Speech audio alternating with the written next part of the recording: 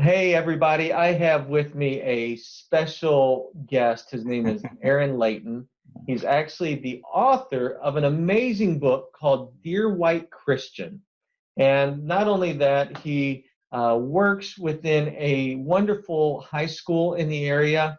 He works in the area of diversity, and he just understands this message in a way that many of us don't. Aaron, maybe I would like to start.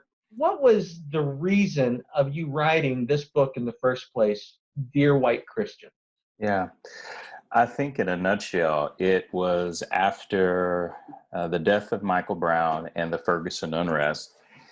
And in a lot of the conversations that happened, particularly among white evangelicals, I should say conversations that were happening and not happening amongst white evangelicals, I recognized that there was still a lot of ignorance about the experiences of African American, particularly African American men and young men in America. And so I thought about some of these things that in the Black community are things that, we all know and understand. And to some degree, I just assumed that my white brothers and sisters, a lot of those things that they knew. I thought they knew about the talk, what we call the talk, that most African American men, fathers have with their sons. And at the time of Michael Brown, I think I had at least two conversations with my son at the time, and he was 15. And I said, I got to have another one. And so there were things that I thought were known about the experiences of African American men and young men that upon listening to conversations with my white brothers and sisters, or the absence of those conversations, I found out that they weren't aware of the experiences of it and how the experience of an African American man, African American period, in America today, even in their neighborhood, at their schools, or even in their church, in 2014, was still and could be drastically different than their experience. And so I wanted to, I wrote the book as an opportunity to help Black brothers and sisters and white brothers and sisters in the body of Christ to be more unified about this issue, because I saw it as an issue that could divide us. I mean, we saw that as it relates to Ferguson and the aftermath, and even like on social media, it was often the case that white evangelical Christians and Black evangelical Christians were completely on two complete opposite sides of the issue with two different perspectives, about that issue. And so I knew that if we didn't do something, that the enemy, the devil, could exploit that division. And so I wanted to write a book to help bridge that gap, and pull the veil back a little bit. I love the vision of the book, and I'll share a little bit, because I never want to assume that anyone that's watching this particular video or this recording has listened to all the others. And by the way, in the background, you hear my little guys, which we'll be talking about. But as you're aware, Aaron, I have 4 children, a little unique in the fact that my 2 oldest are biological white children. The 2 younger, my wife and I were led to adopt, and they are both biracial children. Both of them have white birth mothers and African American birth fathers. And in that time of my first adoption, it was one of those moments where you have a God moment, a spirit moment, and there's no way of denying it. I know I shared the story with you when we originally met, and I was in an airport, and I remember being behind, it was actually a African-American woman, and literally I just thought I was in my own little world, not doing anything, and it was one of those moments where the spirit just pricked my heart and said, hey, what are you thinking about her right now? And I remember, I don't know, but it was like a revealing of some social biases is what I want to call it. Because as a white person, I never wanted to say I was racist, right? I was always the one that said, I don't see color. And we're going to talk about that in a second. Mhm. But here I was where the Spirit just really pierced my heart and said, hey, you've got some biases going on Mhm. and with this person in front of you. And it was so clear. If I wasn't in the airport, I would have hit my knees. But the Spirit said, look again, that's your child.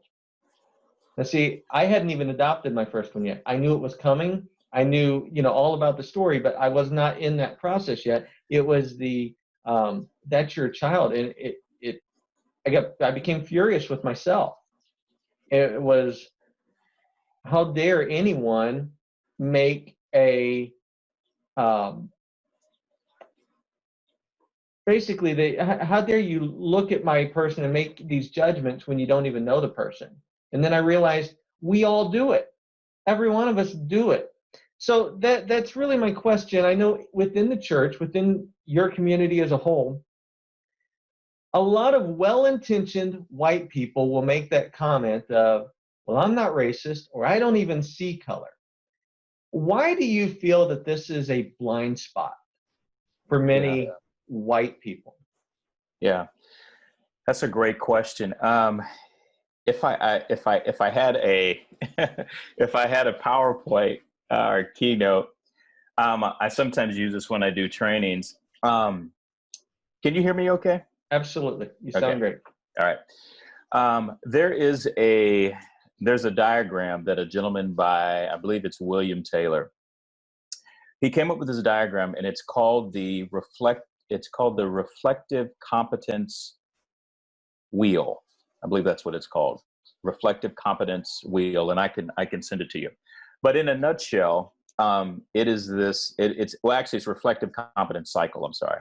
But in a nutshell, there's this cycle where you move basically from ignorance to being enlightened. You've heard people say the woke spectrum. And so even though he doesn't use that language, and this is something he created years ago, it's kind of like the woke spectrum. So basically it works like this.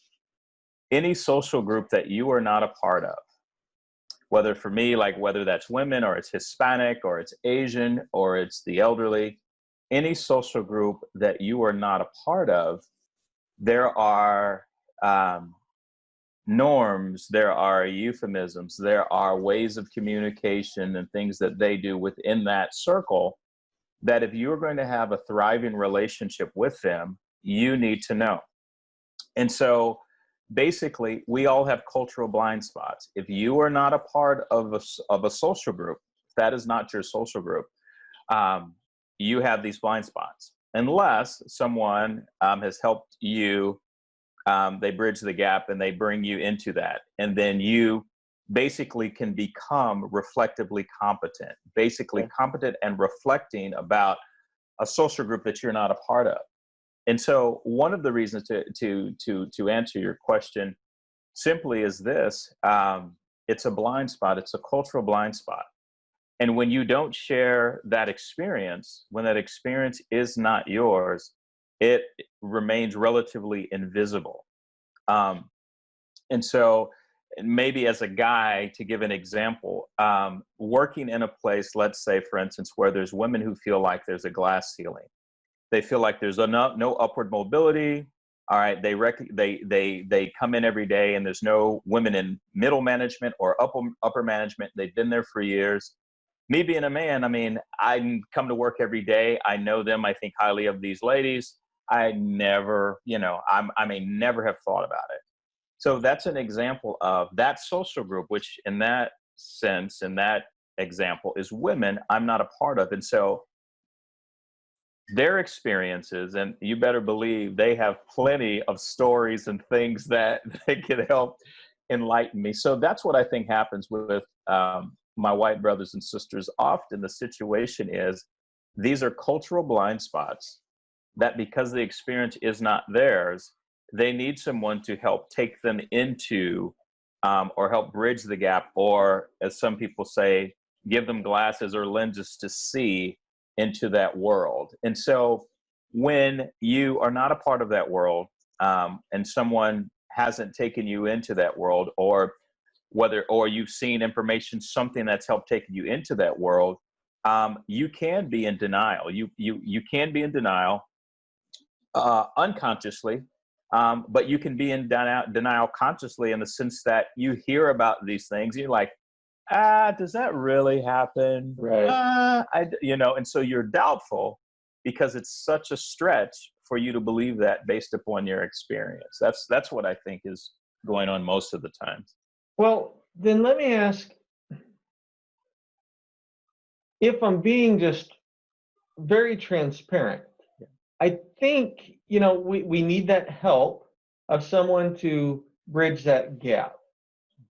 But how do we find that person? Because my fear is, if I just reach out to you and say, hey, I'd like some more understanding, Yeah. it almost feels offensive. I don't want to offend someone. Yeah. I really do want to learn. So how do I broach the subject? How do I say, I want to understand more?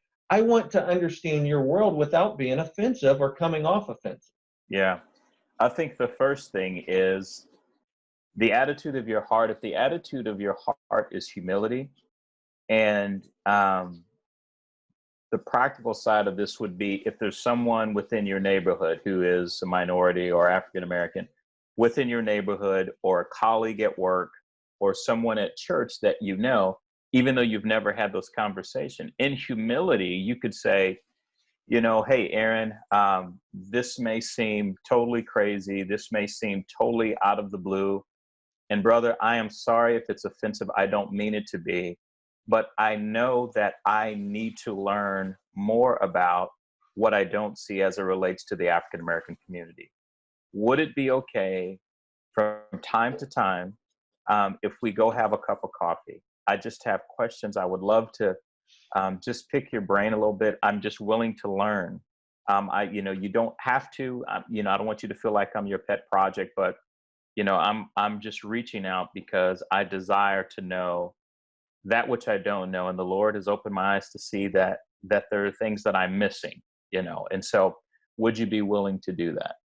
And so that's kind of one of the approaches that I would do. And I think you just have to understand that the person may say yes, the person may say no. I have some African American colleagues where they will say, I'm just not the one. They're just like, I just can't do it. There's too much pain there. There's too much, But I will say this: if the Lord has moved on your heart, if you're already in that place of humility, the Lord does have someone there that would be more than willing to sit down with you and help be a bridge into understanding the world that they're a part of.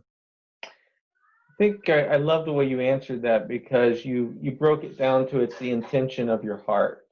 Yeah. And so often we get so caught up in what we say, and maybe how we say it. And actually, I had a friend of mine who said, it's interesting, Scott, the most offensive people are the ones who are often trying not to be offensive. It may have been you that told me that.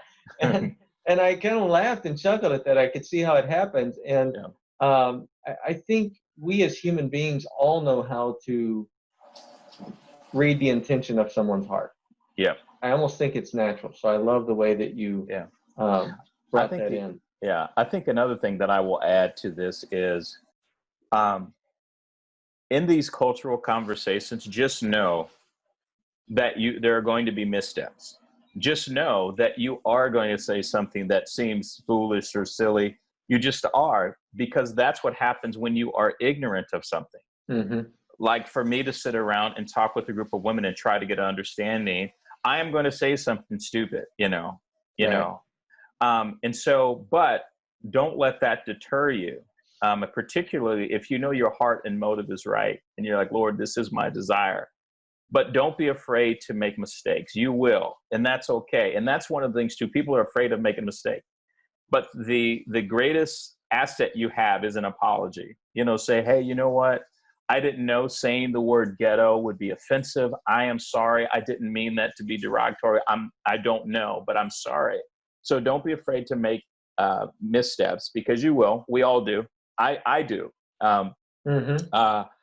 I had a student who was Vietnamese. His parents were from Vietnam, and I knew nothing about Vietnamese people. But I asked him, I approached him, I said, "Can we talk from time to time?"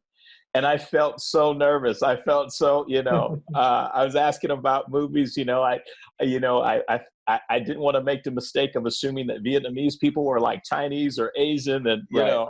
or Japanese. But I knew that I am going to make some mistakes, and I knew that I would, just apologize, and it was really helpful. So, yeah, I hope that's helpful.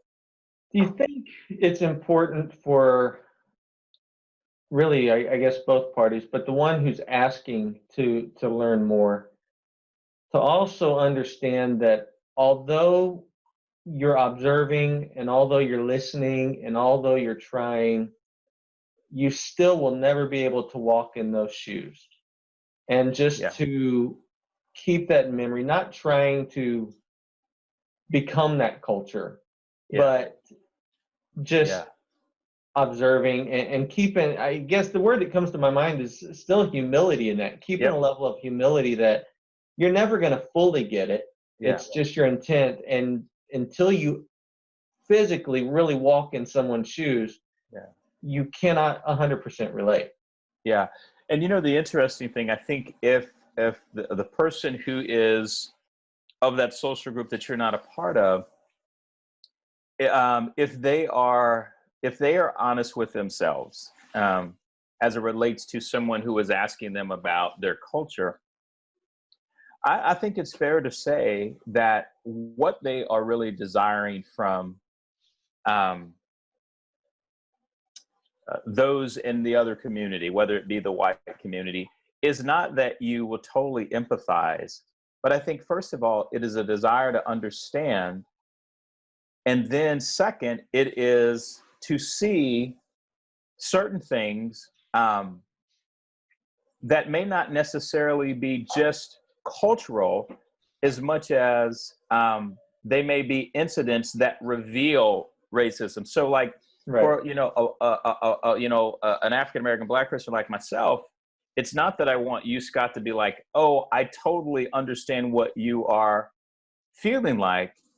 What is a little more exciting for me is when you see a situation, as we've kind of been walking through understanding about African American community, understanding about thoughts, understanding about things that we've had to deal with, is that you see a situation that happens to someone in the African American community, and then you think in terms of, I wonder if that would be different if it was a white person. That type of transformation is super exciting. I don't want Scott, to become a black guy, or act like one, be like, "What's up?" But what is exciting is for Scott, like you said, to share, I had this revelation in this airport that God revealed to me that I had this bias. So at the end of the day, it is about, what I would call like recognizing that ethnic and racial partiality. That's just an easier way for me to say it. And I think biblical people can get with it is that partiality in our society and in the church happens among ethnic and racial lines. And we know that within our country, we know that we had a very bad start as it relates to race relations and things like that. So Right. not so much identifying with, like, what does it mean for me to be able to know what it feels like to be African American, as much as I'm understanding and learning enough from those within the community that I can see these injustices that they're talking about. Right. And I think one of the things I really want to make sure is clear for any listener, regardless of cultural background, in that time of revealing, spiritual revealing for me, the revelation was not that I was a bad person. The revelation was not that I was racist. Mm-hmm. The revelation was that due to my upbringing, due to other things I have just observed through my lens, through my perspective, things I have seen have created biases that are maybe not accurate, but are real to me. Yeah. And so I think that's the best way I can say it is every one of us hold these biases, and they have been developed just through a lot of outside circumstances that often have very little to do with who we are as the person. But I think when we can understand that they're there, then we have the ability to grow.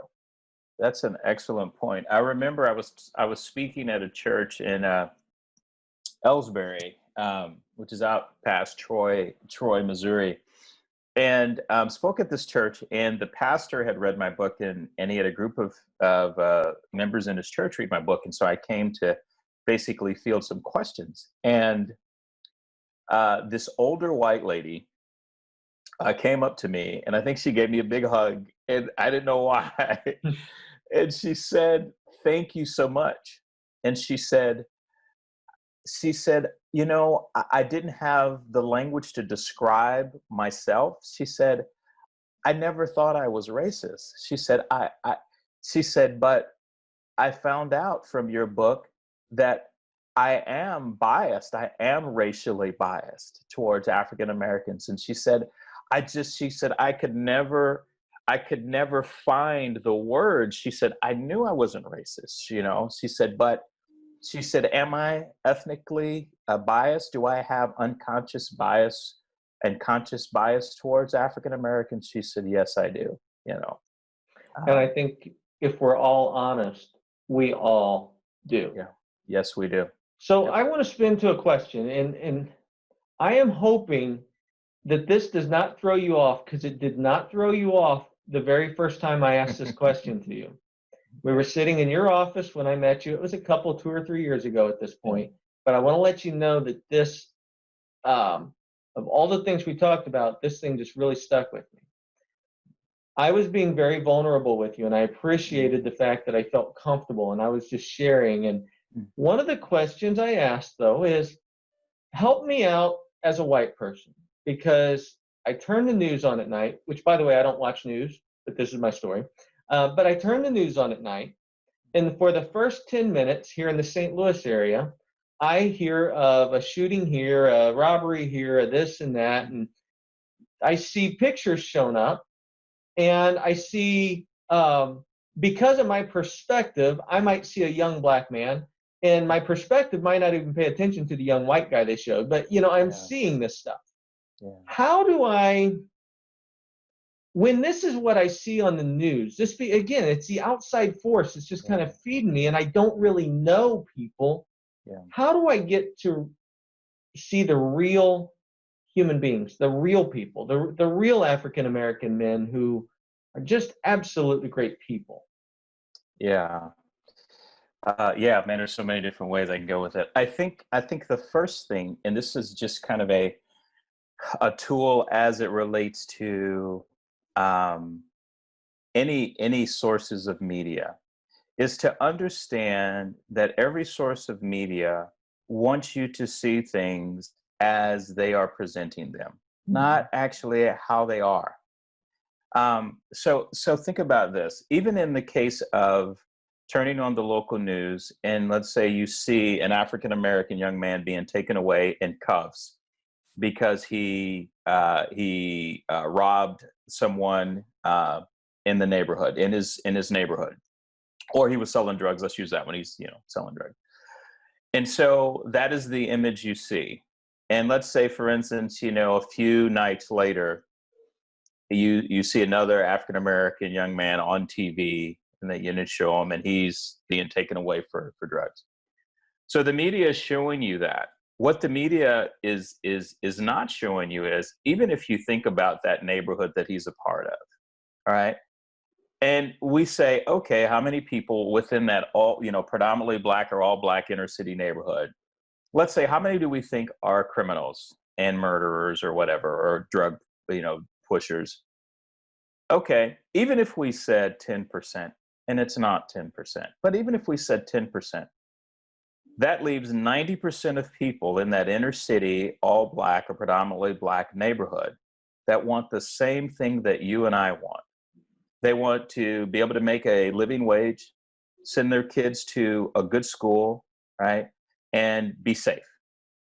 So you're talking 90%, yet the presentation, the regular presentation of the African American young man thug criminal is what you see all the time, right? And Right. so it breeds a perception in your mind, and it doesn't show you the other. The other thing that it doesn't show you is, let's go to an all-white community. Let's go to, let's say, somewhere in West County.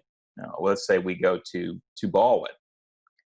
And even if we were to see, well, first of all, it's not going to be shown, but even if we were to see a white young man who was selling dope at Parkway West, not that it's happening, I'm just saying, or a school out west.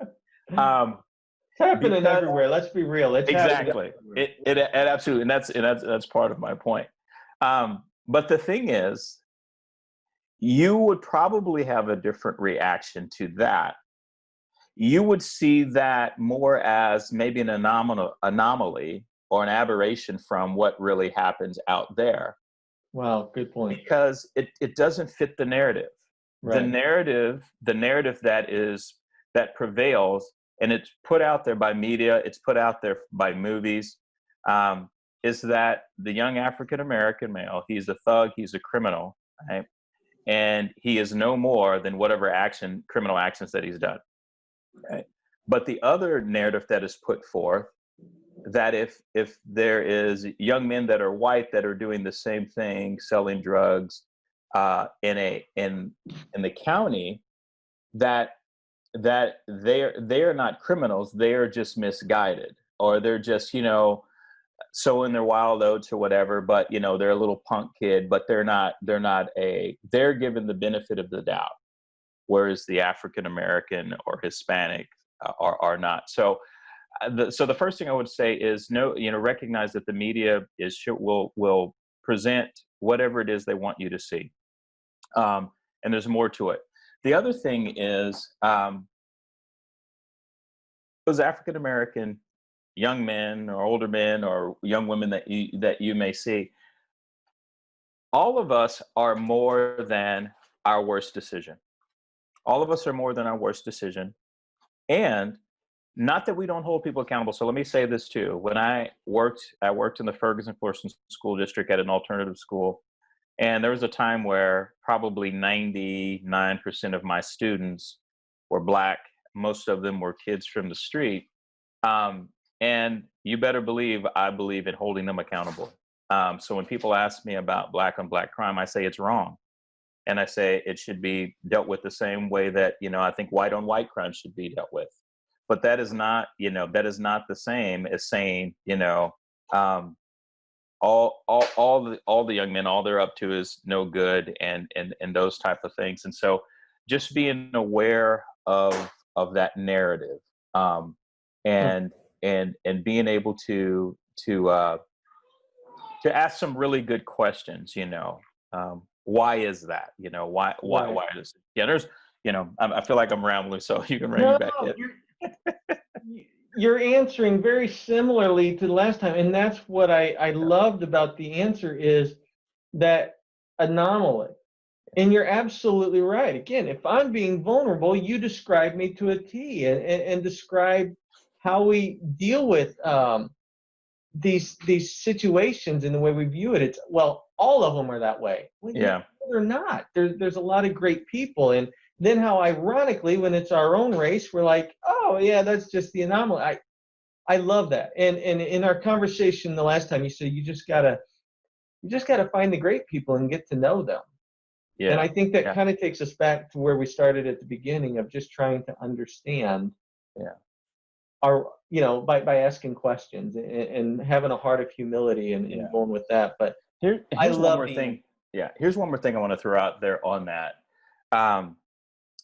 When I think about Jesus, and I think it was the expert in the law comes to Jesus and he says something similar to, "What is the greatest commandment?" And Jesus says, "To love the Lord your God with all your heart, soul, mind, and strength." And he said, "The second is like it, love thy neighbor as thyself." I feel like any cultural, social problem that we have is really the first commandment. It kind of it includes the other together. They actually go together. But here's where I see the problem. Any cultural or social problem. It is a failure to do the second, which is to love thy neighbor as thyself. Right. Right. So let's think about it like this. Okay. Let's take the scenario of an African American young man, right, who's been selling dope. Let's just say that's established, right? White police officer comes to get him. They're taking him away. Right. So if I'm that kid's father, even if he's wayward, if I'm that kid's father, right, what I'm wanting is I want the police officer to be lenient. I want the prosecutor to be lenient and have mercy. I want the jury to be lenient and have mercy. Not that they don't hold them accountable, but I don't want them to throw the book at them. So if that's my kid, I'm even wanting the police officer. I don't want him to rough the kid up. I don't want him to rough my son up. All right. If he's taking him in, I want him to handle him a certain way. I even would love for the police officer to give my kid an encouraging talk to say, "Hey, this is not the right way. Right. How can I help you?" Okay. So let's think about this. So, and with the police officer, prosecuting attorney. So let's say the police officer's white, prosecuting attorney's white, the jury's white, the judge is white. This is loving your neighbor as yourself. If I'm that white police officer and I'm looking at that kid that I pulled over in North City, I'm going to handle him like I would want my son handled. So I get the kid, he's been selling drugs, but I'm going to handle him in a way that I would want a police officer to handle my son. So I'm not going to rough him up, right? Okay, I'm going to do my job, right? But I'm not going to rough him up. If I'm a prosecutor and I see this black kid and he looks like a thug to me, if I'm loving my neighbor as myself, I'm thinking, you know what? This kid may have just made a mistake. I'm going to give him the benefit of the doubt. You know what? I'm not going to prosecute him to the fullest extent of the law because I see him as a thug. I'm thinking about, you know what? I got a kid too that could have made a mistake, right? Do I still hold him accountable? Yes. But I don't have to, with impunity, prosecute this kid. As the judge, right? I'm looking at this black kid, right, that's been selling dope, that's been in and out of school. Hey, how would I want a judge to treat my kid? I would want the judge to maybe recommend, you know what, maybe this kid just needs to be rehabilitated, right? That's my So son. yes, Yep. That's my son. Mm-hmm. And so I think if we look at these social, here's one that may even it reaches closer to home. If I want my kid to have a great education, I want your kid to have a great education. So even if I'm in a neighborhood and my kid, I'm blessed enough to send my kid to a private school, but in my public school, right, I have to vote on whether they're going to increase money for teachers or whether they're going to increase money for a busing program, right? But if I'm loving my neighbor as myself, I want that kid, I want him to get the best education he can get. And if I can do something about it, I'm working for him to get the best education. Why? Because that's me loving my neighbor. That's what it means. And that's just kingdom living. So that's how I see these issues. It's kingdom living. There are so many ways I could go with this. And I am watching the clock, and I'm not going to keep you the entire time. But hey, we may have multiple episodes here. No worries. Quick little drop points that we're not going to spend much time on. But one side of me talks about with what I do in my organization, Stop Clowning Around. Now I help young professionals really become, I say, master of their show, and trying to help them understand their potential and purpose and launching into life now within doing what really they were designed to do by the great creator. And I believe we find our calling when we find our design. That naturally moves along to the idea of collaborative teamwork. And the reality is the best teams are built of diverse people, diverse skills, diverse thoughts, diverse ability to come together and not be against each other, but unify and use the strengths and thought to be greater and more powerful as a whole. And when I even think in that perspective of what I do, we should desire everybody to have that fair chance at education, everybody to have a fair shot at finding purpose and hope. And, that kind of leads me to the next thing, because I don't care your color. I think when you're in a world of crime, to me, it seems like you lack hope. You can't see a world that can be better. There's a lacking of hope and maybe even lacking of purpose. You don't see that God does have a reason for you to be alive. I love the Mark Twain quote, the two best days of your life are the day you're born and the day you find out why. I love that quote, because why says, wait a minute, there's a purpose for me. Any insight to how we help bring purpose and hope to young people who can't see it? Yeah, you know what? That is a great point. And I'm actually going to cite Dr. Cornel West has a book, and it's to this point about like what's going on in the inner city, amongst African Americans and minorities in the inner city as it relates to the challenges, like you said. Why are these young people involved in very destructive behaviors? And I believe the first chapter of the book, he calls it nihilism. I've heard someone else say ghetto nihilism, and this is how it works. When you think about all these pathologies that happen in urban areas and urban settings. First of all, he says,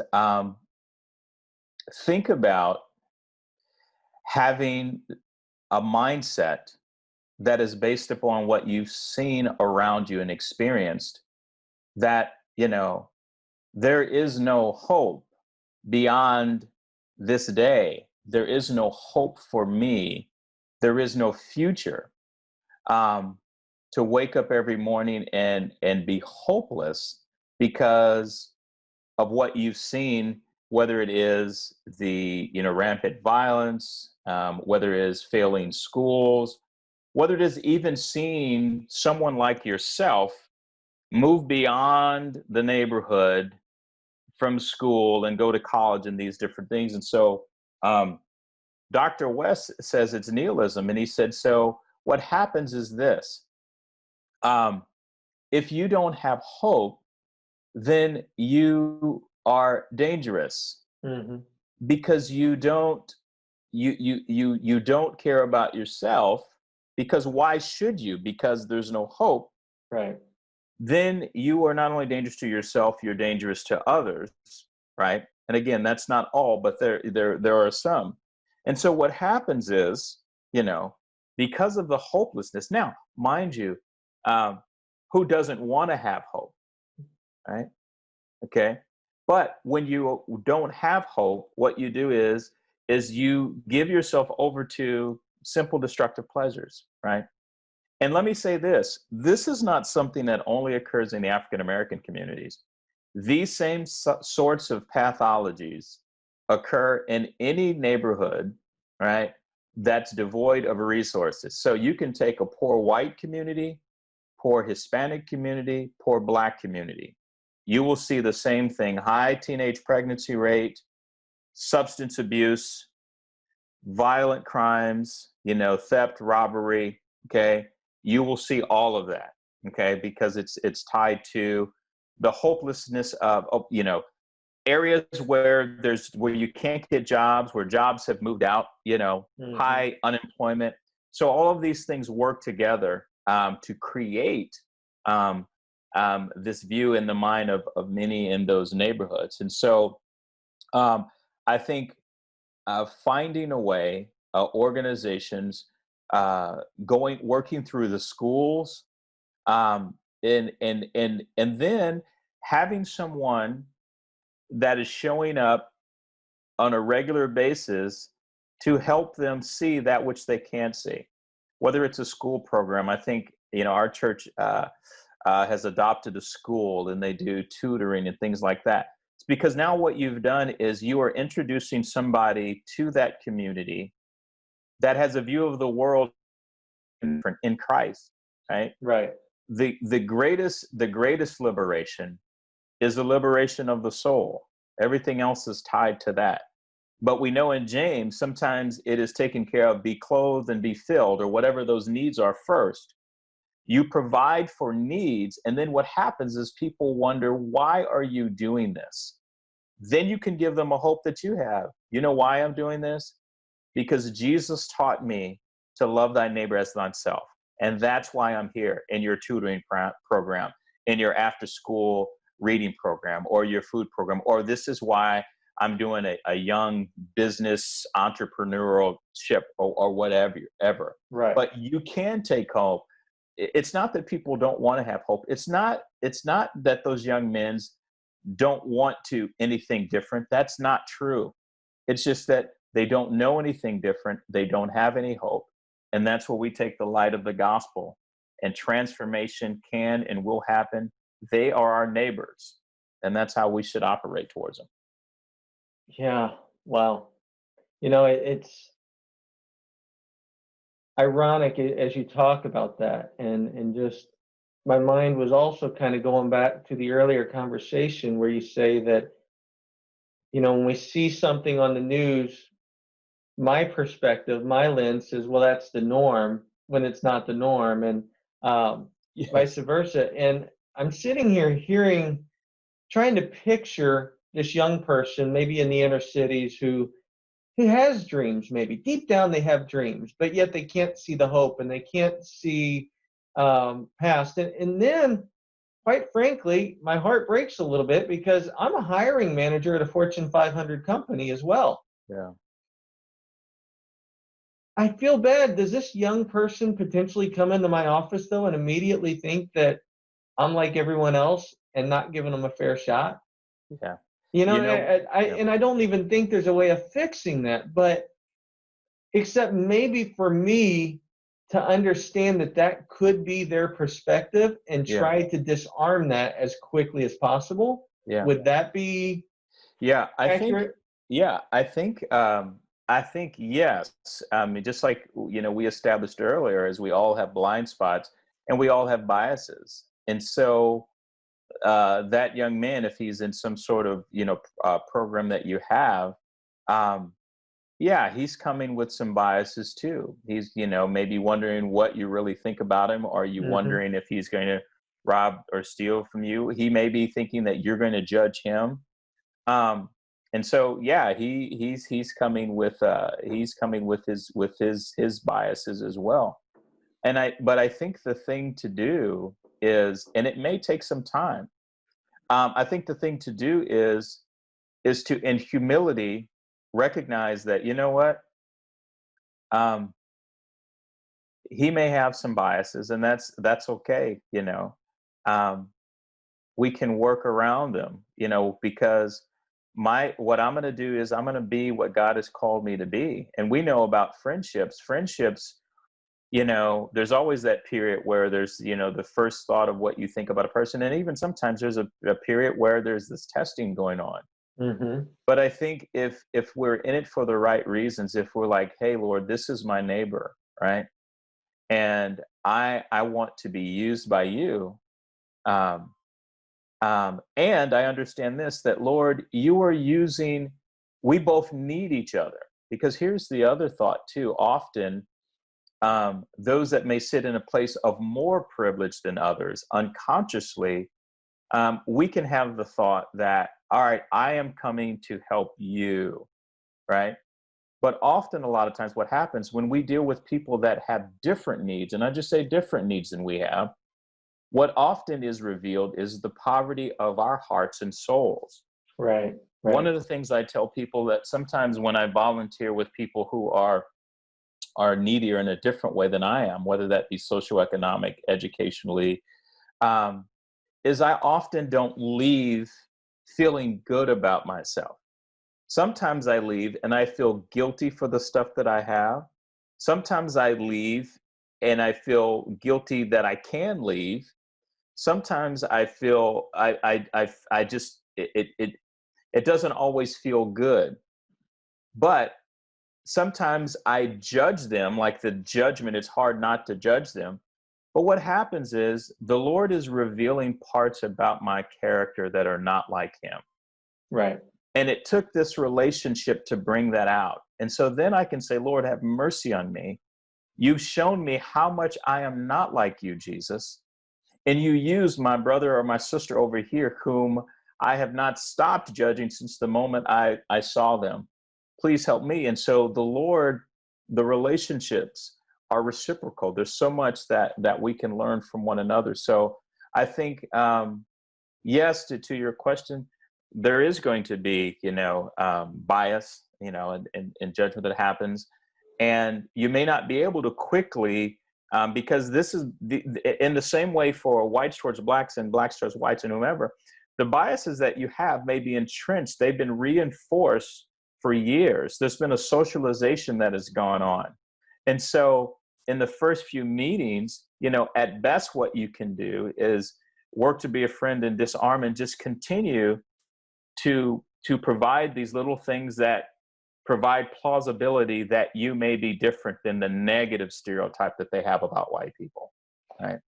I wonder, and this again goes both ways. It's kind of, I love when I'm having my own aha moments in these conversations, because I'm thinking to myself, okay, I'm hiring someone and they're feeling like they're not going to get a fair shot. And again, could be a lady, could be someone of a different color, different race. It doesn't really matter, but they're sitting here feeling like they're not going to get a fair shot. I think it's natural for us as human beings to make it the other person's issue. Yeah. Well, it's your problem. You're the one that feels this way. You're the one, but it takes me back to the very beginning story I told about myself when God revealed that I have my own biases. And if we could just embrace the fact that neither of us, you nor I, Aaron, are perfect. We both have our biases. And if I could, instead of looking at you and blaming you, look internally at me and say, what can I do better? Yes. Then I think we might actually see progress. But it requires me to do what I don't like to do. And that's actually look in the mirror at my own soul and say that I'm not actually as perfect as I think I am. And Aaron's not as bad as I think he is. Yeah. So how do we connect? Yeah, one of a helpful exercise I used to do with some of our teachers at Westminster is if they had minority students in the room, I would encourage them over the course of the first semester that they would find a time, and I think I would give them 3 questions. And I said, sit down and invite the student to come into your room and have lunch during lunchtime or whatever is comfortable. Mm-hmm. And one of the questions, it was something about, it was like, it was something like, tell me something about yourself that people probably wouldn't know by looking at you. And there was these list of questions. But the whole idea was this: one of the ways to combat stereotypes that we have is getting to know a person and interviewing them and letting them tell you about themselves. And you'll find out a whole bunch about them from the things that they say that are important to them. Because now what happens is that person has become a person, right? And probably even in that first meeting, if you guys have, getting coffee or you're just talking, you tell them to tell you about stuff, chances are in that first meeting, they begin to destroy some of that stereotype just in that first conversation, because right. Now they become a person, and they become a person with a story. Sometimes you can just, we got 10 minutes, but just tell me your story, anything you want to tell me. And that says a lot, because as I said back a little bit ago, for even for people who have made bad decisions, and we all have, Some of us are just insulated by our privileged position and power to be able to get around them. But even in the worst mistake that we've made, you know, we are more than we, as Brian Stevens says, we are more, everybody's more than their worst decision. Even criminals that are on death row, they're more than their worst decision, you know? And so I think that's a way, to a practical way, because once you get to know a person, it brings down some of those walls and you get a different perspective. Well, Yeah. Again, I could talk to you for hours and hours and hours, Yeah, but I'm not same. allowed to in this case. Yeah. I wrote it down at the very beginning. So I want to end with this question. And because I will be doing additional interviews, and I know this will come up in other interviews, we don't have to spend a long time on it. But at the same time, I Okay. want to make sure it's there. So I'm a white dad, married to a white woman, but we have 2 adopted children who are both biracial, yet they look black. Yeah. I understand that their experience as a young man and a young teen is going to be different than what I ever experienced. I at least understand that, but I don't understand to what level. Yeah. Now, in my cultural world, when we talk about the talk, we're talking about the birds and the bees. I don't think that's what you were referring to in the beginning when you talked about the talk. So can you give an overview, just kind of in general, what that talk is? Because I don't think us white people, and I say that purposely, but I don't think us white people even know the talk exists and what it includes. Yeah. Yeah. So, and I will simplify it, but the talk, what African American fathers have with their son, and the talk is designed to get our black sons home at night, if they're out, meaning from not, incurring police violence. Of course, police have a tough job. I'm not a police hater, but the talk comes out of just the challenges in minority communities with police over the years. And so there are a lot of good police officers that get a bad rap because of things historically that have happened in black communities as it relates. But the talk it goes something like this. Son, I want you to understand that the world will see you as a black man, right? And the world has thoughts about black men as being threats, as being criminals, as being someone to be feared. And so those thoughts are out there, even as it relates to police officers.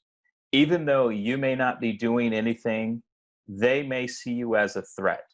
And if they see you as a threat, they have power and they have authority.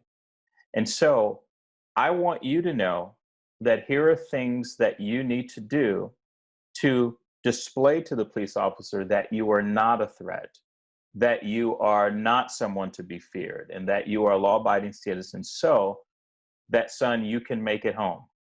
So first of all, you always drive with your wallet or license on the dashboard and your proof of insurance, not in the glove compartment, not in your back pocket, not under your seat. It is on the dashboard, all right? If ever you're pulled over, when that cop gets up to call both of your hands, they're at 10 and 2. You do not move them off for any reason whatsoever. You don't want to give the police officer any reason to think that you're reaching for a gun or that you're looking to get out and take his gun. Your hands are right where he can see them. Once the police officer approaches the car, you tell him exactly where you were going, where you're coming from. You answer his questions, and if he asks for the driver's license, you say, "Here it is, right here. And can I get it, sir?" You show him that, and then you need proof of insurance. You show him that. Even as he walks back to the car, if he's going to run your license plates, you leave your hands at 10 and 2. Again, son, many will see you as a threat, even though I know that you're not a threat. You are my little boy, and you were a good boy. You've never been in trouble with the law. You've never stolen anything. You don't have a gun. You've never really even been in a fight. I know this about you because you are my son. But the world does not know that about you, and police officers don't know that about you. And so I want you to come at home. I want you to come home at night. And so, son, you got to do this. Promise me that you'll do it. Okay. Yeah. Wow. And it's not fair. Yeah. It's not fair. And I'm sure that down deep, every one of you want to say, this is not right. You almost probably want to fight against it. Yeah. I'm sure all those feelings are there, those emotional feelings. I raise up your book again, really just to promote it. Hey, you know, everybody should be reading this book. It's a fantastic book. You know, my mom told me when I was younger, don't judge a book by its cover.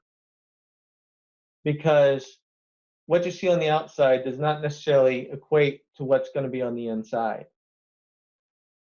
And I think intelligent people, those who move from ignorance to intelligence, learn to overlook the cover, or even if they don't overlook it, they take time to look at the book, the content.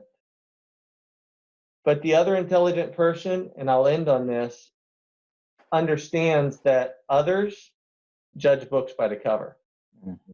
And I think when we realize that, it's just perceptions, and we have to present the best cover we can, because it's just a reality. It's not fair, it's not right, it's not even smart, but it's true sometimes. Yeah. So, Aaron, I want to thank you for the time. Yeah, Again, I love my time with you. You appreciate enlightened us, and I wish you blessings in all your teachings within the St. Louis community, and I know you work within the states of helping others just understand and bring these relations together. I appreciate that, and many blessings to all your work. Thank you. Well, thank you for having me on. And as I said earlier, I feel like this is kingdom work. So to God be the glory, and let us all continue to strive to be like Jesus and people of the kingdom. So Amen. Thank you, sir. Thank you. All right.